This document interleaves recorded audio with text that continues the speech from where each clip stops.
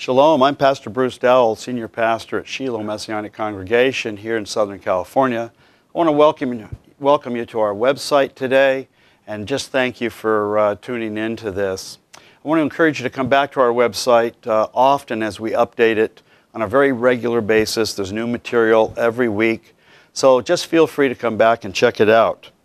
Today, because you're on the Purim site, I want to teach a little bit about Purim. I want to give an overview and let you know what Purim is all about.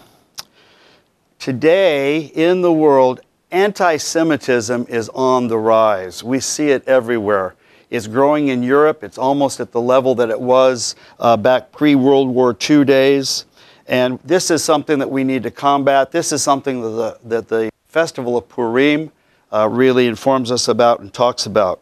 I want to turn over to Psalm 83 if you have your Bibles. We're going to read verse 1 through 4. I'm going to read from the Complete Jewish Bible. And it says this, God don't remain silent, don't stay quiet, God, or be still. Because here are your enemies causing an uproar. Those who hate you are raising their heads, craftily conspiring against your people, consulting together against those you treasure. They say, come, let us wipe them out as a nation. Let the name of Israel be remembered no more. And that's the basis of anti-Semitism in the world today.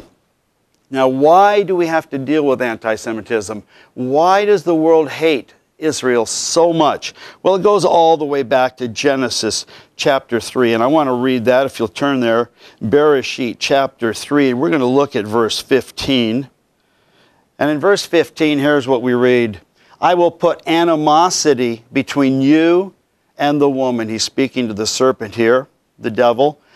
And he says there will be animosity between you and the woman, and between your descendant and her descendant. He will bruise your head, and you will bruise his heel.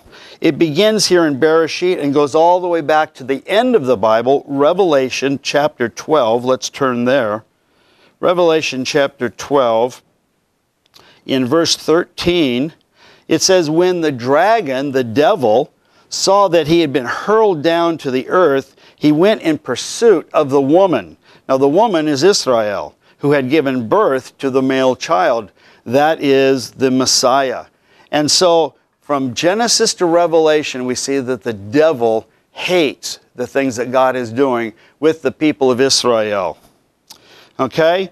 Now, in Genesis 12, 2 and 3, we're told that those that support Israel, those that love Israel, those that back Israel, those that stand with Israel will be blessed, and those that come against Israel will be cursed. So obviously, we want to be a people who are standing with Israel in every decision, in every issue that comes up in the life of Israel.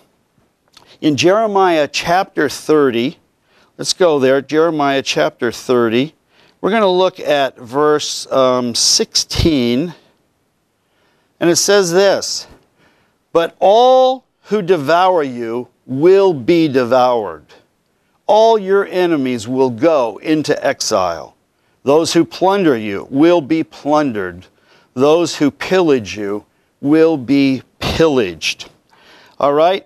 So, think about it for a moment. Where are all of these nations that came against Israel? Where are the Assyrians today? Where are the Babylonians today? Where is the Roman Empire? Where are the Nazis? Well, I'll tell you, they're all gone, and Israel remains. Israel remains to this day, whereas the great kingdoms of the earth have floundered, failed, and been done away with. Now in Micah chapter 5, verse 8, let's go over there. Micah chapter 5 and verse 8. We read, your hand will be raised over your enemies. All your adversaries will be destroyed. And then we read in Malachi 3 verse 6, says this, "But because I, Adonai, do not change, you, sons of Yaakov, will not be destroyed." So this is what Purim is all about. Purim is the Moedim, the commanded or the appointed time when we meet to celebrate God protecting His people, protecting us from the enemies that are in our lives, in particular, the devil. In our celebration at Purim, we do several things. We read the book of Esther.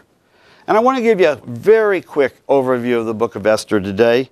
We have some main characters in the book. The main character, one of the main characters is King Ahasuerus.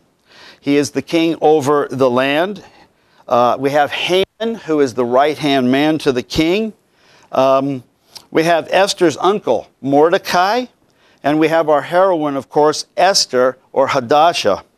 Okay? And the king is looking for a new queen. This is where we take up the story, looking for a new queen. And out of all of the candidates, Esther, who is a Jewess, is selected.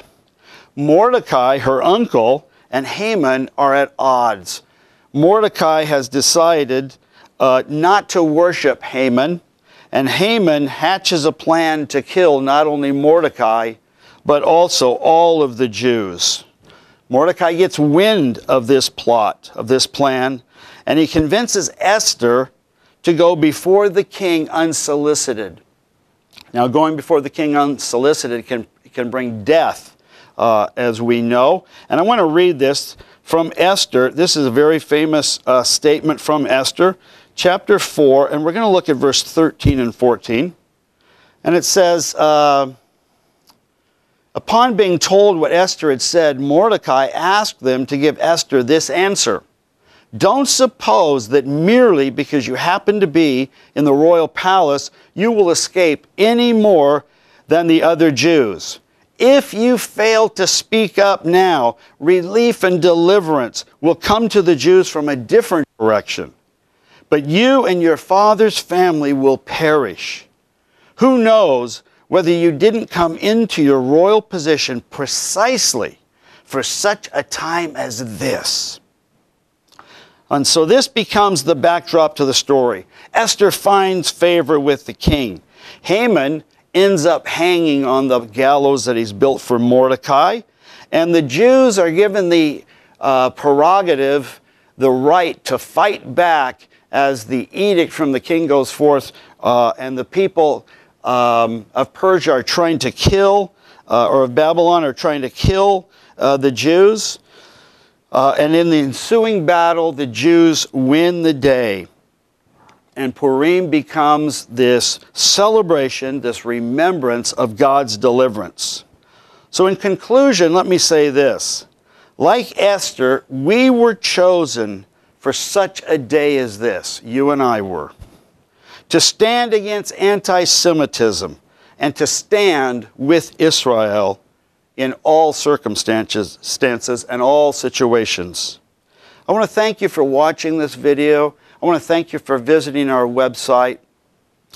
And I just want to say that if there's anything we can do to help you in your spiritual walk, please feel free to contact us.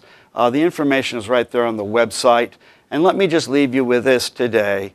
The Lord bless you and keep you. The Lord make His face to shine upon you and be gracious to you. The Lord lift up His countenance upon you and give you shalom.